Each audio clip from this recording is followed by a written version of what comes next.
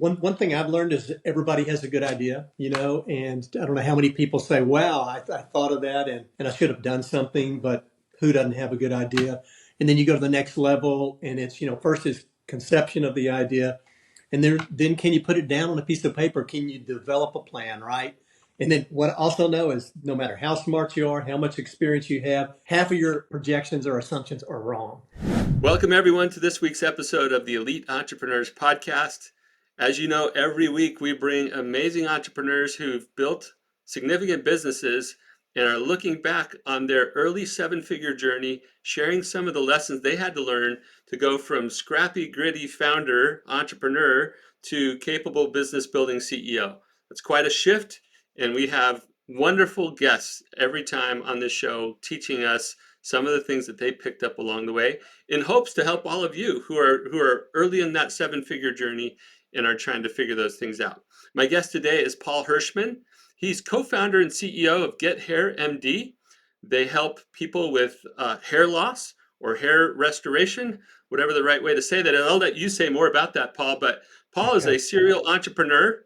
Paul's a serial entrepreneur. He's built and exited many successful businesses in the aesthetic healthcare space, and hair restoration is no exception to that. That's an awesome business. Paul, welcome to the show. Please tell us a little bit more about Get Hair MD. Yeah, Brett, thank you very much. I'm really excited to be able to spend some time with you. So Get Here MD is one of our newest ventures. It's not that new. We really, put the idea together, begin to construct the idea in 2019, opened our first location in 2020, and now we're, you know, hopefully, raising some capital to finish out our full commercialization strategy in the US and in Canada. But we've got, really, I guess what really turns me on about what we're doing here is we're introducing a whole new business model that's never really been introduced in the aesthetic space. And, after spending 25 years in this industry, selling a lot of products and services to physicians, I finally listened to some of them and, some of the pains that they had and fears that they had. And we structured something that I think will bring a lot of value for them. And while we're building value for them, our company and shareholders are building a lot of value for ourselves as well. Remarkable. Thank you for that little context. If we had more time, we could get into the specifics of this new business model, but I'd really like to dig in on some of the things that you've learned over the years that you've been in this industry and across the different businesses that you've grown.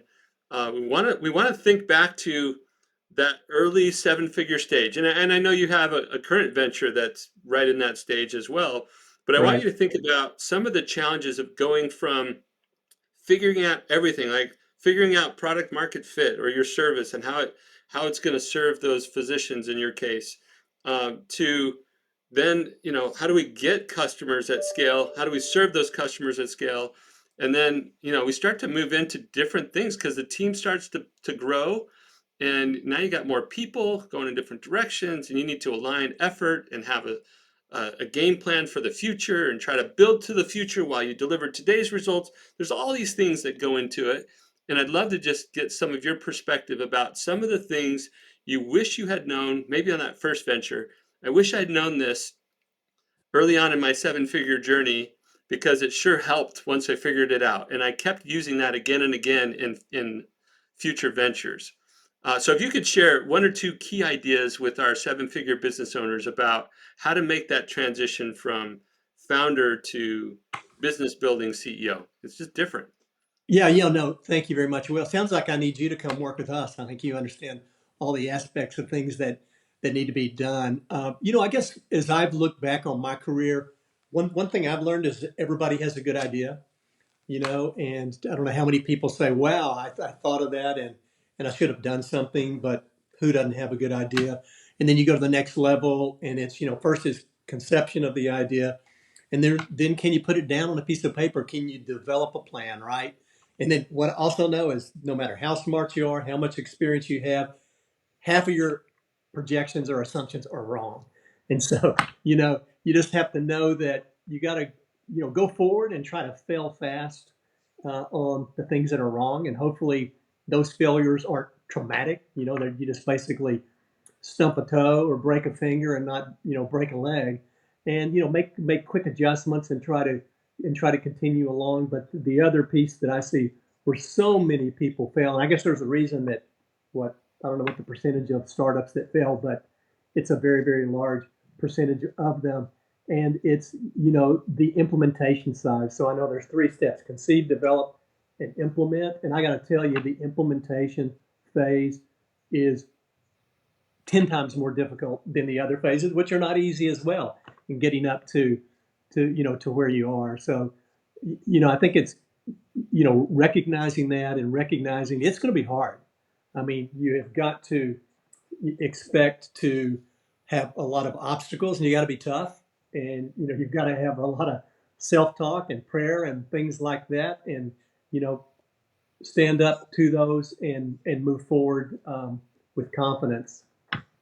It's not often that I get somebody talking early on about self-talk, prayer, right? Mental, emotional well-being of self, so that I can lead well in my business. If you're okay with it, I'd like to click down on that a little bit, Paul, Sure. and because we all know the pressures, right? It's like we feel the weight of that business on our shoulders, especially if we're strapped for cash, we're worried about payroll, we're concerned about something went wrong with this key client, right? Whatever it is, that weight is squarely on our shoulders. Yeah. Yet our team is looking to us for belief, right? They're looking to us for motivation, inspiration, confidence. They're looking to us for those things. We might not personally be feeling that totally, right? We might be feeling some of those things some of the time, but we're also feeling some of the weight, the stress, the concern. So how do you what would you recommend to younger Paul, right? When you first got into these things that help you stay centered, help you stay in a positive place that you can lead your team well. Yeah. Well, first of all the things that you mentioned you go through, I could check all those even in today's on this venture today, because a lot of the things, even with the experience, the issues are not so different. And and frankly, even with all the confidence you have and the experience, you still fight, the self doubt, and because you're still, you're trying something new and you're pushing probably into ground that hasn't been covered before. So fear, uncertainty, and doubt are things that are always affecting you, and the things that you have to fight. And for me, I'm a prayerful guy, and I am constantly praying that things are not in my hands, and all you can do is the best you can do. But the best you can do from an effort perspective and a strategy perspective better be 10 times better than your competition. And I think your commitment has to be to outwork, outsmart, those that are in the marketplace. But then I got to tell what I've realized, and one of my biggest lessons that I learned from, especially my last venture, which was my most successful, and it yielded a great liquidity event for my shareholders, and had a ton of customers that invested in that venture with me. And we sold it to an international pharmaceutical company from Spain. So without private equity or venture capital, who I love those guys, but they're fairly dilutive. When they come into your venture, we did not suffer that dilution, and so it was a really great wealth building success for all of us. But what I learned in that venture was, as you go forward and things for me begin, because I've had some businesses that did not work. All right. And right before the one that I just mentioned, where, was the best of my career. And, I think we sold the company for 83 million to, this Spanish pharmaceutical company. I love those guys. And, but what I learned right before that, I'd had a failure. I mean, it was like one of the hardest things that I'd ever done, and probably went through about 5 or 6 years of very difficult times. But in this venture, the company called Thermi, what we saw is that as we were pushing forward, and as I mentioned, outworking everybody, working smarter, et cetera, you still don't control everything. And many, many times it's the things that you don't control that make you or break you. And the realization of that for me, really came home to roost with Thermi. And, early on, because I began to notice that unlike the venture right before that, where, when the storms came up and they hit you and you're in your little boat, right, in the ocean. And before that, when they hit, we would smash up against the rock and did not fare well. And, it was like, very devastating. In this case with Thermi, the winds would blow. You thought, oh my gosh, here we go again. But in this case, when the storm was over, we found that our little boat was in a better direction. And the water was bluer and the sunshine was better and the headwinds were not there. And we didn't control that. And so, someone I was, actually brought up Ecclesiastes 9:11, which is what took me about probably a year and a half into that venture, where I recognized that we were being helped. Ecclesiastes 9:11 is the race is not to the swift, nor the battle to the strong, nor bread to the wise, nor riches to men of fortune, but time and chance happeneth to them all. So I think you got to recognize too, that it's bigger than you, and you still have to be the best, but it's other factors that can affect you as well. So if I take a little bit from what you're saying you have to be your best, do your best, and then despite all that, there might be things going on outside of you that either hurt you or help you, and Yeah. that's outside of your hands. But what is in your hands, you have to go be the best you can be. Okay, that's great help. How did you bounce back from what sounded like maybe some disappointing results in the previous venture to this one that where you had the 80+ million dollar exit? How did you keep your entrepreneurial drive, your belief, your commitment level where it needed to to stay positive and say I can go do this again when it was not a great outcome just prior to that? Well, you know what? You look around, and I was, almost 60 years old, and I'm an entrepreneur. And I didn't think I fit very well in somebody else's organization. Just from, really being used to, to leadership and creativity, etc. And so, even going through a really tough time, I just knew in my heart that this is what I'm designed to do. And didn't know where else to go. Besides, I had some friends that had invested some money in my company. And, the one thing about me, the good news about me, as my friends tell me, is, the good news about you is you don't quit, but sometimes the bad news is about you is you don't know when to quit. And, but I think that, you know, just persevering. And what I also knew, even during the tough times, if you got to be on the field to score, right? And if you ever get off the field and you're not going to, if you're sitting on the bench, you're not going to score a goal. You're not going to do great things. So to stay in the game and again, overcome fear, uncertainty, and doubt. And for me, be prayerful and look for God to open the doors and pave the way and be looking for things to come your way that you didn't see. Because, for me, had that happened so many times. But man, and I have a great wife. We've been married 44 years. God bless that woman. And, she supported me and we just, persevered. Well, thank you for sharing that, Paul. I think about how hard it is to be a business owner, an entrepreneur.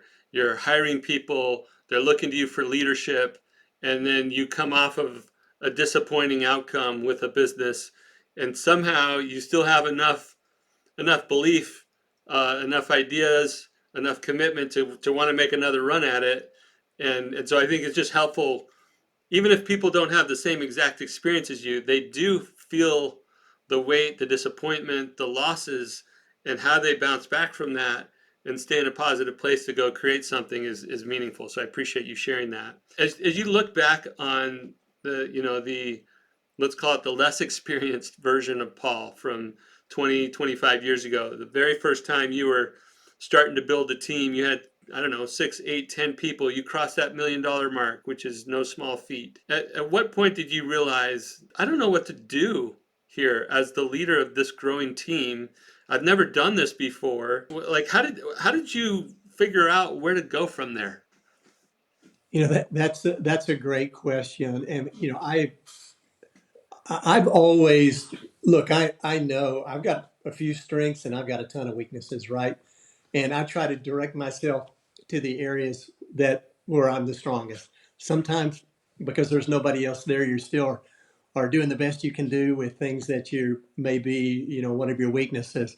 But a very important thing that I've done is to put an advisory board together. Now, Mm, look, I'm not talking about a board of directors. Sometimes as you raise capital, there can be somebody on the board and they have, they can be a resource and help you as well. I'm talking about, advisory boards where people that they can help you, right? Either through experience or relationships. And so I believe that so many people ask people to do something and give them nothing, and it's like relationships are like bank accounts, you know, and you got to make deposits to make withdrawals. And if that's all you're doing is pulling from people, never giving anything back, I think that's a very short-sighted thing to do. And I think the relationship is going to be not as fruitful as possible. So, what I think you should do, if somebody's going to help you, I'd give options in the company, give them some options, have them on my business advisory board, and build a platform of those people. And I run the things specific to that person's experience by them if I think I need their help. And I think it's been extremely helpful. And then when I build a team, I am, I think, strong in strategy, et cetera, et cetera. I probably have to take my shoes off to count to 10, right? And so that's not that bad. But, I know that I need a good CFO. And I recognize that, especially with many, many things in the company that need to be done correctly, is, that's one of the first things I would do is go find somebody that, had that type of skill and experience to couple it with me. And then you begin building a team. It's like a football team, right? And if you're going to play quarterback, that doesn't mean you can center the ball or clear the hole or run the ball. You got to have somebody to pass to. You got to find people that play the positions that fill the needs of the organization. yeah, I think a lot of people get that concept, but man, when they're running so fast every single day, trying to keep things going, not let the plates drop, um, how do you finally break yourself out of that mode to bring in that next person, and how do you identify which one of all the not which person, which role? Because there's like, I need some finance help, I need some product help, I need some service help, whatever it is. It's like, which one first? Do you have any thoughts on that before we wrap up? Well, first of all, another option would be, like I'm on this, my last deal, Thermi, which was my biggest success. I had two founders, right? And he and I complemented each other really, really well. And then we got our CFO in there right after that, and we treated him like a co-founder. By the way, he did not have the liquidity, but we took great care of him. We never pulled a penny out beyond what we gave him. So we shared with him equally, and he was an amazing partner. And so it's like give options. That's what I'm doing now. That's what I've done in the past. Say you got a great idea, and if you need somebody's help, give them some options. Put it over a 4-year vest so that you make sure that they're going to be in it for the long run, and will be there for you. And then you'll be amazed that if they really believe in what you're doing, that many people will invest some time with you and help you, try to push the business up to a certain point. But that's part of what you have to do as the founder and the CEO is figure out a way to make things happen. And if you don't have the cash, use your options. You've got to find, something to get the kind of help that you need. And selecting that help, it's like, what's the closest fire, right? And that's what you're going to fight first. Right. What frees you up the most to maybe do something else that adds value so you can afford to Yeah, bring somebody else on? Yeah, exactly. so I love the way you talked about options. I'm going to add a little color to that just because I have some experience with that as well. You're essentially creating a currency where you have no cash. You're creating a currency to attract the people who might be interested in this thing that you're doing. Yeah. And you know, they have a little bit of that sense of ownership, even though it's an option. It's an option to purchase ownership. You're not giving ownership. You're Yeah. saying for the right person, I'm willing to give them a good deal to secure ownership, but they have to vest. They got to earn it through vesting. They got to be around and contributing, and then they got to exercise that option and actually purchase shares in the company, Yeah. albeit as at a highly favorable rate. But Right. still, that's a currency that you've created when you don't have a bunch of cash to attract A players, and that's That's a it. powerful mechanism. Well said. Yeah, Exactly. yeah. Well, I'm out of curiosity. Did you bring any of your recent co-founder, the people that you had a great exit with, did you bring them with you to this next venture, or do you have different partners? And so I have a CFO. I took a company public, sold it, did great. And then we actually had a fabulous business, and we helped physicians open about 300 med spas, and he was my CFO uh, and COO in that business. And by the way, it was a powerful, fast growing company, very profitable. But in that business, we ended up with um, battles at the partner level Mm. and things that we took ourselves down. All right, Well, and also difficult. That would have to be a different podcast, a different day. yeah, But yeah, the reality is, boy, be careful who you enter into those partnerships with, and then how do you maintain the health of those relationships over time, especially when money starts to be involved and people's ego or greed gets in the way. Like it's rough. So we'll park yeah, that. But yeah, choose partners well. I heard you talk about your strengths and you go and find the other people who are going to help you in the areas where you're not strong, and you use ownership or the idea of ownership in the form of options to secure these great people to help you do what you're trying to do. Anything right. else? Yeah, and so I really didn't answer your question. So my CFO now, my COO CFO now, he was with us in the company that we built, but we did not achieve a liquidity event. Okay. And then and then I struggled, as I mentioned. And Yeah. then the next deal, he was doing something else. Mhm. And that's the one that we like killed it, Yeah. and even part of my motivation to come back and do one more venture at the end of my career was he needs a shot. He needs to, bring a good win. There's a little And bit of let's help our buddy here have the same success. That's cool. I like it. yeah, yeah. Well, Paul, it's been a joy to talk with you. If people want to learn more about Get Hair MD or connect with you on social, how would they do that? Well, and I hope you do. So, our website's www.gethairmd.com. Paul Herchman on LinkedIn. Email paul.h@gethairmd.com. And Brett, I really appreciate you giving me opportunity to talk about some of these things. Thank you very much. You're welcome. You've been a great guest. Like all of our guests, really, I'm just humbled every time I think about the amount of experience, wisdom, battle wounds, scars, all the stuff that has passed through this podcast, sharing what will help, hopefully, as many seven-figure business owners as possible. And that leads me to this, all of you listening out there, we need as many seven-figure business owners hearing from these amazing guests like Paul, sharing their real experience, real insights, things they've learned that will help you do the same thing and the business owners So share it, review it, like it, and by all means, be with us next time for another episode of the Elite Entrepreneurs Podcast.